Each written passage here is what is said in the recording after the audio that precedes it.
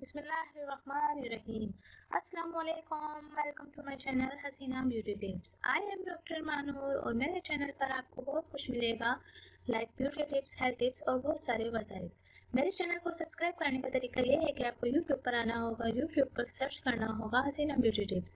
इस तरह से मेरा चैनल ओपन होगा और साइड में सब्सक्राइब का बटन दिया गया है, वहाँ आपको क्लिक करना होगा। जैसे ही आप उस पर क्लिक करेंगे तो यहाँ एक फोल्डर ओपन हो जाएगा और उस पर आपको ओके करना होगा। ओके पर क्लिक करेंगे तो यहाँ बेल आइकन्स बना हुआ आएगा और बेल आइकन्स पर क्लिक करेंगे तो एक और फोल्डर ओपन हो जाएगा और उस पर आपको ऑल लिखकर सेव करना होगा। इस तरह से मेरी हर वीडियो का नोटिफिकेशन आपको शुरू में ही मिल जाएगा और मेरी हर न्यू वीडियो आपको देखने को मिल जाएंगी। तो नाज़रीन, चलते हैं आज के टॉपिक की तरफ। आज का जो मेरा टॉपिक है वो